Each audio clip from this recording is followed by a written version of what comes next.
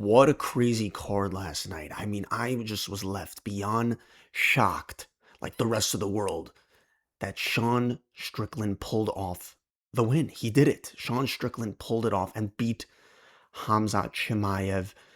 I really was just shocked. I couldn't believe it when Bruce Buffer announced and knew because this was just, even though it was like, it wasn't the typical Chimaev fight. It was one of the rare fights where you saw Chimaev literally giving Strickland the opportunity to just play his game and keep Japs up on the feet. Either way, we're about to get into it with the whole fight, but just beyond insane, crazy that Sean Strickland just beat Khamzat Chimaev. Chimaev was one of these fighters who I thought would have be unbeatable his entire career, who just had the aura of invincibility. And Sean Strickland just went in there and pulled off for the second time in his career one of the biggest upsets in UFC history. I cannot believe this. Khamzat Chimaev is no longer undefeated. This is crazy. And it really was just such a rare moment where you finally see, and by the way, this is the story of the main and the co-main. The main and co-main event were insane. They were amazing. I'm saying this fight honestly wasn't that entertaining wise, but for a Khamzat Chimaev fight, it was entertaining. I mean, of course, because Sean Strickland beat him. If it was Chimaev's way, he would have wrestled him through 5 rounds like he did the DDP, which we all expected, which we all thought. But how wrong were we? And I also thought Tyra was the much better fighter than Joshua Van, that Tyra would do what Pantoja was supposed to do to Van. And we'll get to that in a minute. But first, we got to go in order. It was a fantastic card, honestly, really good card.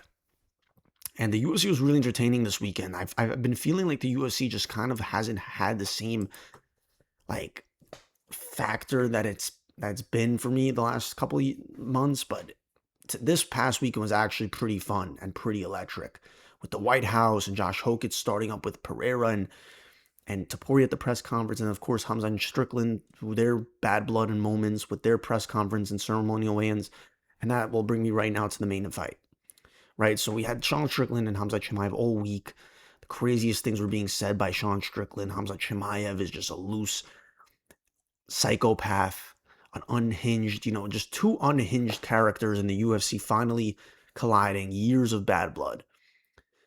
And although we thought that maybe the press conference and the build-up to the fight would be way more entertaining than the actual fight itself, but this is crazy because Sean Strickland actually went in there and somehow pulled off the victory. I thought that even though it went to decision and Sean Strickland did put some damage on Khamzat Chimaev and maybe won 2 rounds, even though I guess he won 3 out of the 5, that Chimaev would have still won. That's what I was thinking, that Chimaev still would have won the fight.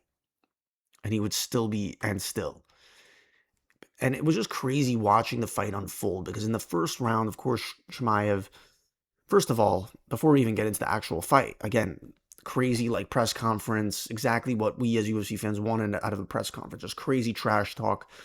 Strickland doubled down on everything he said from a distance, the last few months to Chimaev. He said it to his face, like calling him a Chechnyan whore, all these things. And then they got very close at the after the press conference, and then Chimaev, of course, kicked Strickland, and they were going, it was crazy energy. I was getting chills just watching it, because I really thought these two dudes hated each other. I'm like, I'm scared for Strickland. Chimaev, he's a psychopath, bro. He will. And then also at the weigh-ins, they didn't really give them any chances. And it was just this crazy, they're saying the biggest, like, feud, the most like, bad-blooded rivalry since Conor versus Khabib. And it also peaked at, like, 200,000 plus viewers, like 212,000 viewers on the press conference on YouTube, which isn't anywhere close to Khabib Conor numbers, but it's up there for sure. It's one of the biggest viewerships they've had on a press conference in a very long time. So the hype was there. The fight was real, like.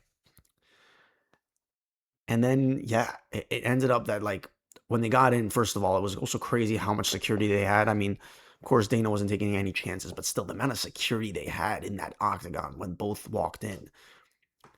But then they get up to each other and they start smiling and they're fist pumping. And my boy's like, dude, it was all just a show. Like, Strickland's just trying to still fight. They're friends in real life. They're just like buddies. Like they were training partners. Like it ain't real.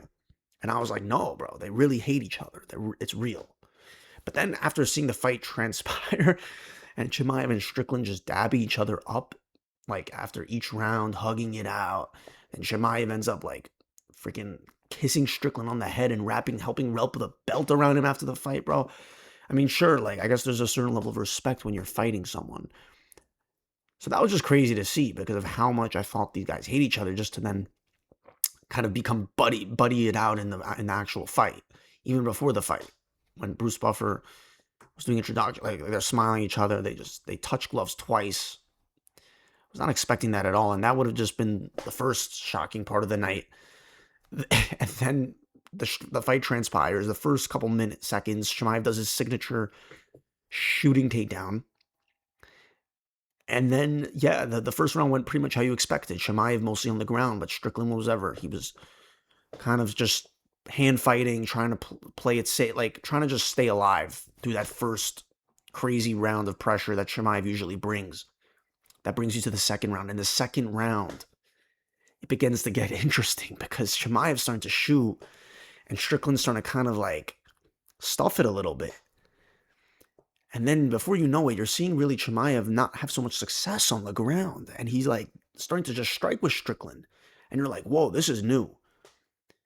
Plus, we're all coming off that Chimaev super boring 5-round masterclass on Dricus du Plessis in August, where Chimaev just, went through 5 rounds of grappling and doing whatever he wanted to Dricus. We were not used to seeing a fighter keeping Chimaev at bay and on the feet for as long as we did with this fight. You're like, all of a sudden, like, whoa, this is new. But then you're thinking, why isn't Chimaev still shooting and taking him down? And Strickland looked big in there. Strickland, he definitely played great defense when he was on those ground in that moments. And then Strickland had he was starting to teep up jabs. He was starting to play his game. And, dude, after round 2, you're like, whoa, Strickland maybe I wouldn't have won that round. Also, there was a moment where, like, Strickland kind of, like, stuffed the takedown. And then Chimaev just pulled guard and was kind of, like, on the ground. That was, like, towards the end of the second round. And everyone's like, whoa. The fight kind of just changed a little bit. The whole tone of the fight just changed. Then you get into round 3. I don't think Chimaev shot a single takedown in round 3. It was just striking.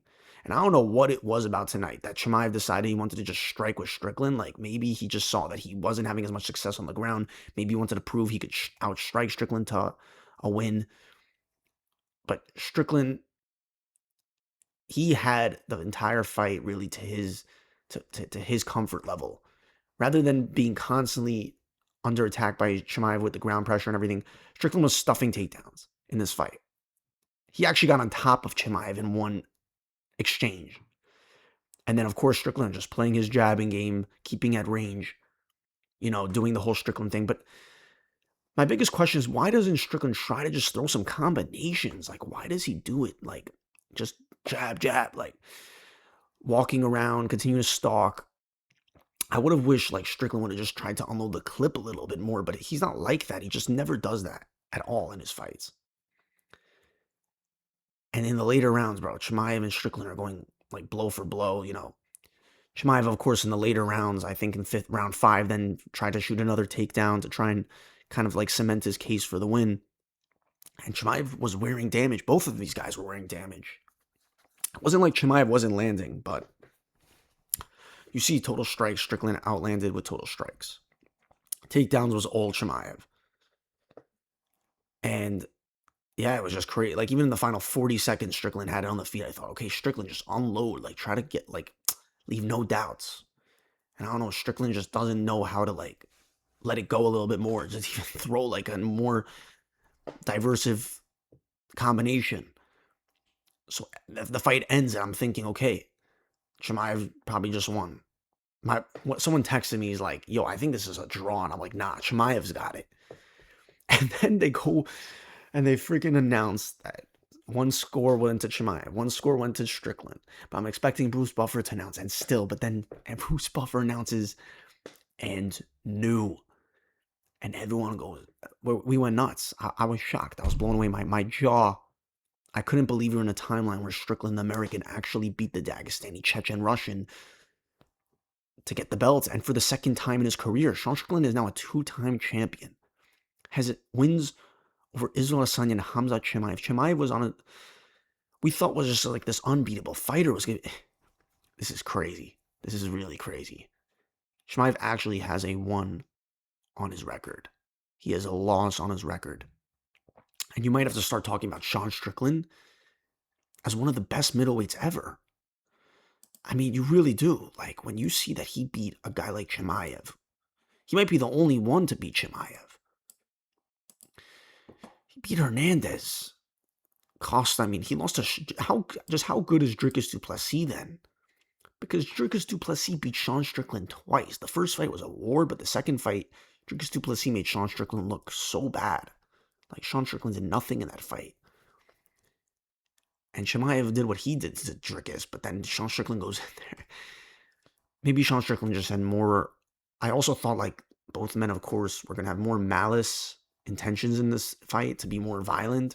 I really thought that they were going to have to be separated in between rounds because of the way it was looking. But once they got in there and started smiling and touching gloves, I knew, okay, fine, they're going to be respectful. They're going to just be all friendly about it in between rounds. Like, and that's clearly what happened. The security wasn't even really needed in between rounds. They were professional about it, which I didn't expect out of a guy like Chimaev. I thought Chimaev was just a complete unhinged animal.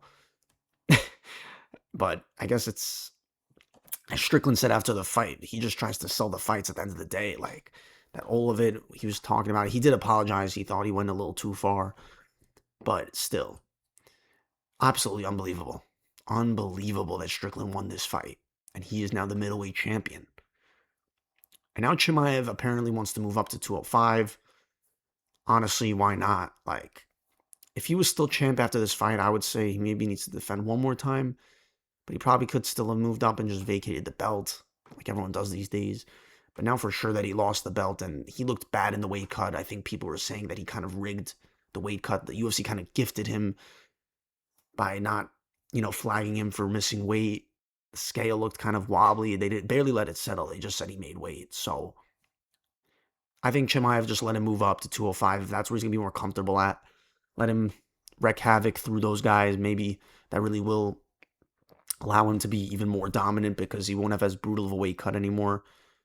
I mean, Chimaev at one point was making welterweight. Now he's at middleweight. But maybe he really is a true light heavyweight. And there's a lot of exciting fights for Chimaev at light heavyweight. Obviously, Paulo Costa is the next craziest thing. I mean, if this is the way that they went with their beef, where there ended up being, like, I don't expect any beef to be crazier than this anymore in the UFC.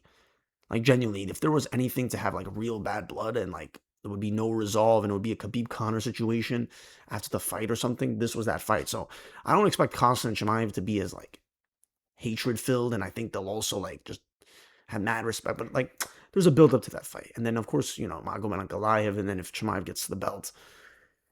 But Chimaev could honestly fight for a vacated belt. But, yeah, let him move up to 205. And then for Strickland should just be at middleweight to stay.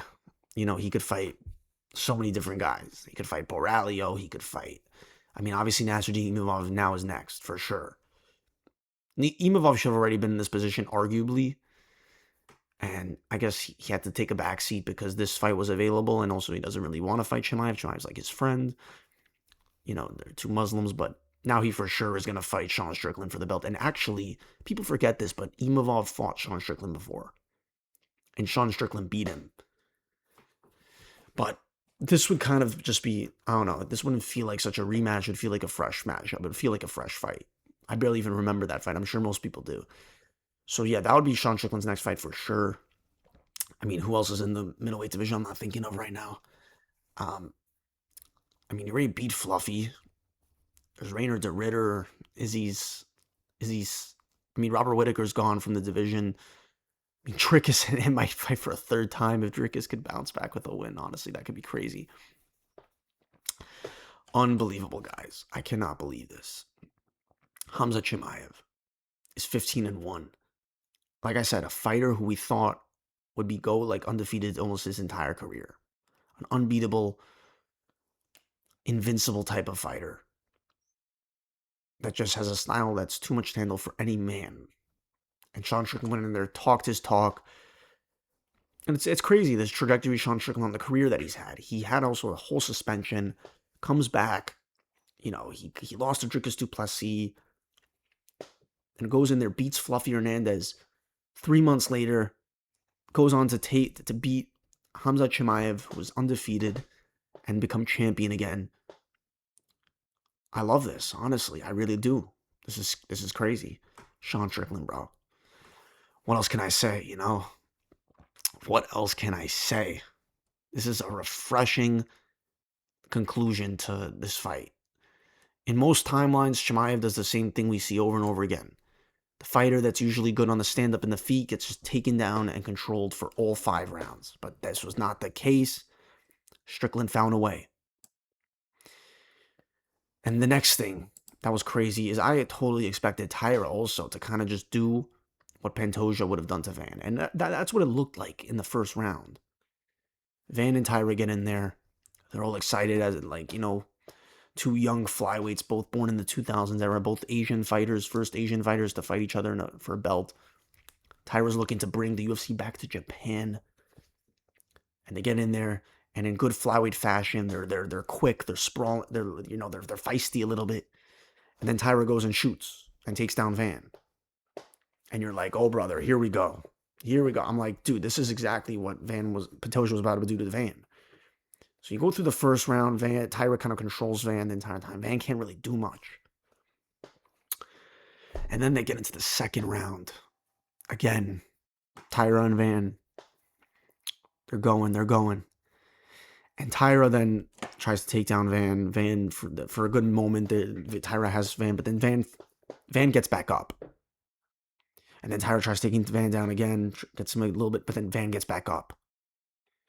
And then in a moment in round 2, a moment where you completely all of a sudden thought, where I knew that Joshua Van was probably going to win this fight, was in the moment when Josh Van sent Tyra, sat him down, just sat him the hell down, bro.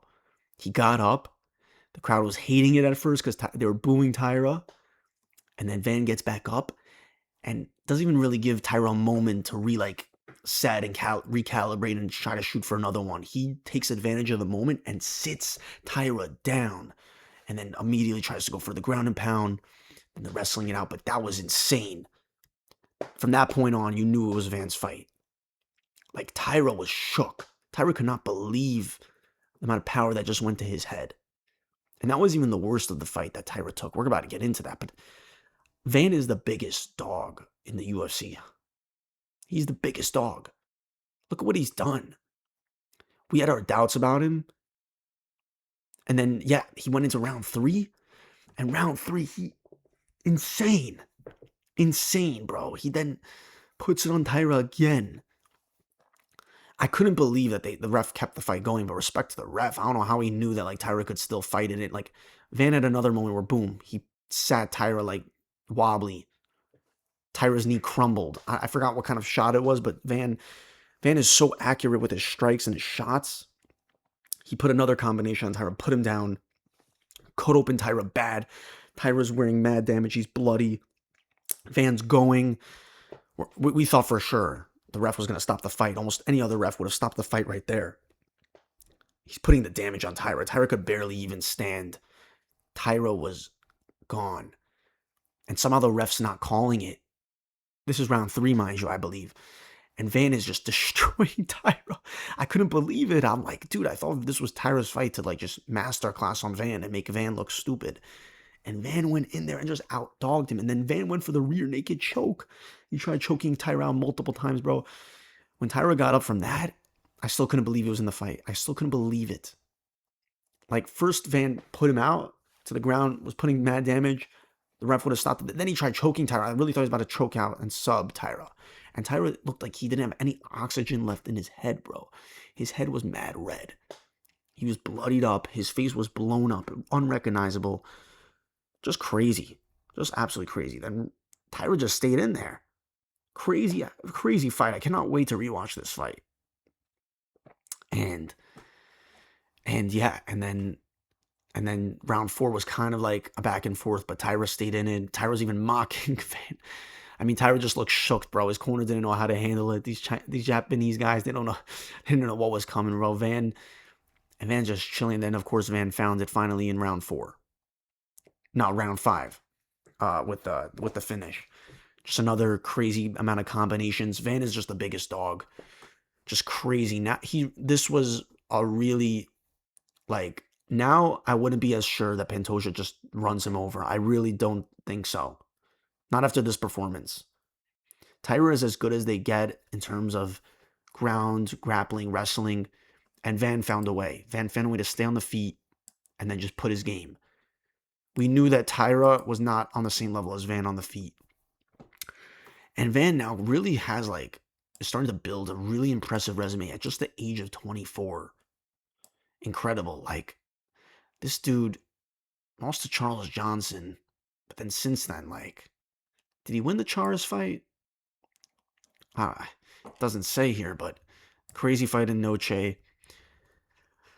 Has fought mad consistently, just insane, right? He won 2 decisions, then KO'd Silva. Had the crazy fight with Royval, one of the fights of the year last year. Royval a top tier, huge jump up. I think he stepped in for Cop, took advantage of that, stepped up on short nose, beat Royval, beat Pantoja, of course, due to a freak injury. Kind of was a weird fight. But then really established himself as a premier flyweight once he beat a guy like Tyra. This right here settles all the doubts about Van as a legitimate, he is here. He is here, and he's going to be here for a while. Not saying he could remain as champ, but I'm saying he's going to remain in the top 5. He could beat a lot of these flyweights. The thing about Van is he's so short and and he's a flyweight, so it's easier for him to kind of get out of these positions sometimes and find he did a great job. He really did a great job. This was a crazy performance for him. Crazy moment. So many more eyeballs are now on Van for the way he performed under such a big fight. A lot more people. I'm sure so many more people are gonna become fans now of Van. Crazy, crazy fight. Another fight of the year contender in his young career. The Royval fight and now this Tyra fight. Obviously, I think next he's gonna have to rematch Pantoja. This was kind of the holdover fight until Pantoja could come back, and Pantoja looks like he's good. He looks like he definitely has healed up from that arm injury and probably is back in training. So I expect them to put that together very soon. Just again, incredible fight by Van. The way he's able to just put damage, super accurate with his strikes, was also digging body shots to Tyra.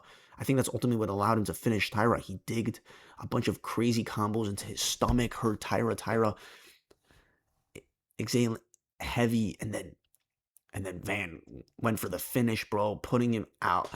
I can't believe Tyra even thought that was a bad stoppage. That was 100% a good stoppage. 100%. I don't know what this guy's on, but that was a great stoppage. And Van did it, bro. Van is the biggest dog in the UFC. Certified legend. And is now establishing himself as one of the best flyweights. Absolutely. This guy's here to stay. Incredible. I'll quickly skim through the rest of the card because the rest of the card wasn't as good, but Cortez Acosta versus Volkov. Volkov continues to just stick around in the top. He's put together now 3 straight wins, though.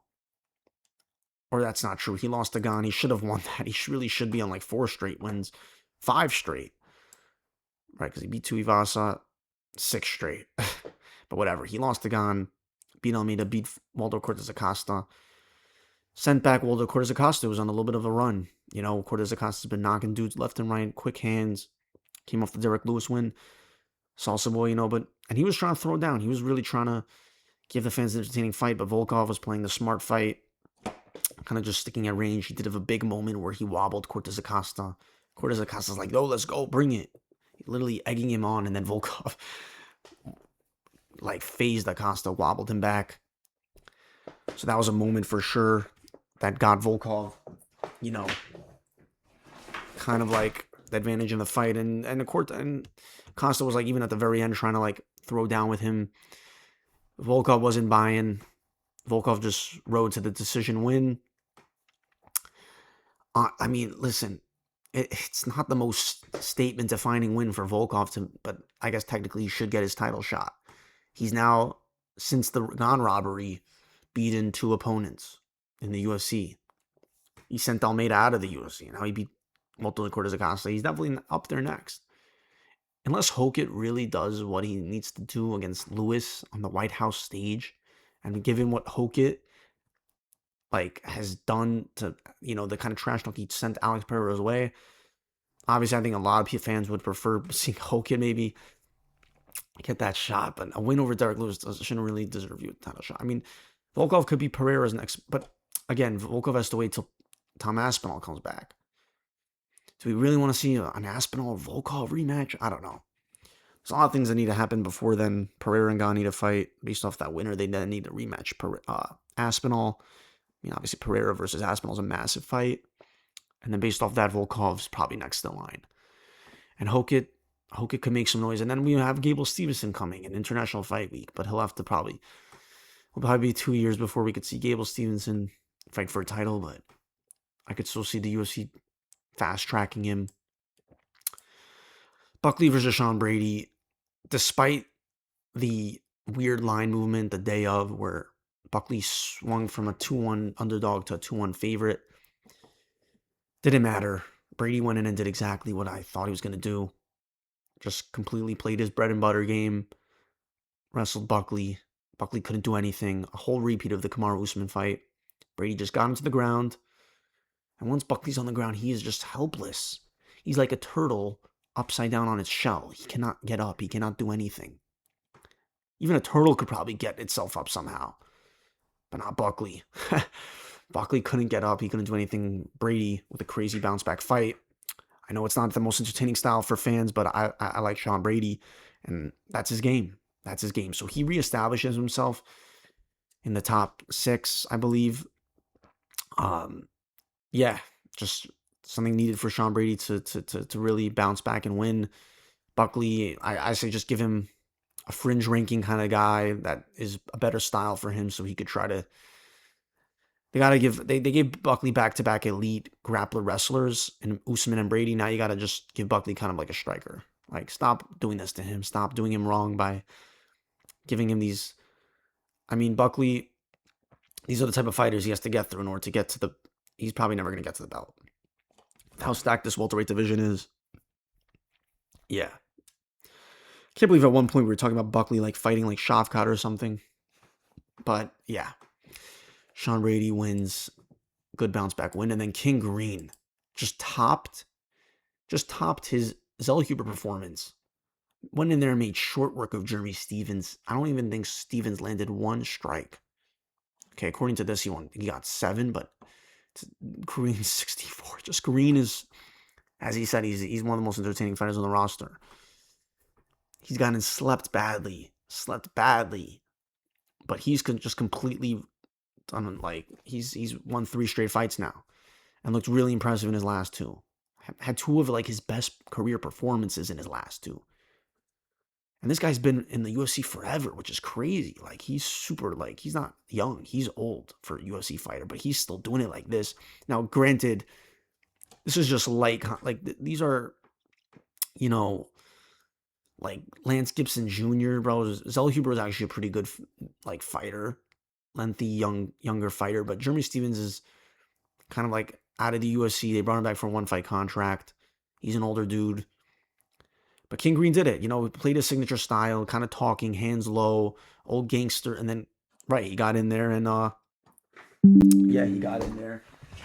One second. Just have to charge my laptop. He got in there and, he put it on Jeremy Stevens, just looked flawless, was scared of nothing, and then choked him out.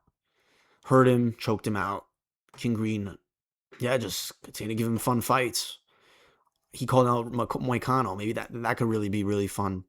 2 of them, bro, the way they looked. King Green.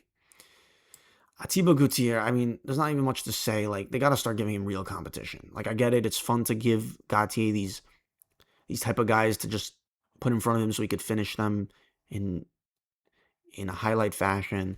I think this is the last time the UFC should do this with giving him some, scrub guy for him to just KO. Like Ozzy Diaz, they just throw him in there like he's ready to get like destroyed, bro. Um, and he survived the round, but then Gatti eventually found it. So Gatti finishes another bum guy. Let's give him a real ranked challenge. Let's give him a real ranked opponent. We get it. He's an explosive, athletic fighter, but it's time to give him a real challenge. That's what I say after this fight. Gatti. Then Yoel Alvarez. I love Yoel Alvarez, but the way they're talking about Yaroslav Almasov, he's 31-1 now, I believe. This is crazy, man. He's getting Khabib comparisons. Dustin Poirier really saying, and the hype might be there. This dude's out of Ukraine, 31-1, crazy record. Just threw down Yoel Alvarez like that and subbed him. So yeah, Yaroslav Almasov gets it done versus Yoel Alvarez. He's really impressive welterweight. It could be a crazy fight versus Islam one day. Yeah. Grant Dawson versus Rebecca. Grant Dawson subs him. Jim Miller still winning at his old age. Like, when is this dude gonna retire, man? Jared Gordon really just sucks. I can't believe Gordon lost a guy like Jim Miller. Then Kopylov with a decision win over Tulio had a big moment where he knocked him down. Sabatini, another nice win. Dude, Sabatini's a dark horse in the featherweight division. He's really good on the ground. He's a really good wrestler. Benzegor Zakayev, again, took to round 3, but eventually submits the bigger underdog. Does what he's supposed to do. And I think he also got injured in that fight. But either way, that's it, guys. UFC 328. Insane card. Mostly for the main card, and especially these last 2 fights. Both guys that I thought were going to lose ended up winning in like super entertaining fashion. Like, they both were able to get back up against the grappler wrestler style fighters and pull out the win. Just a real night to remember in the UFC history with a crazy upset. The night that Sean Strickland beat Chimaev. And then Joshua Van, just one of the biggest dogs I've ever seen in the UFC. Incredible. That's it, guys. That was insane. And yeah, until next time.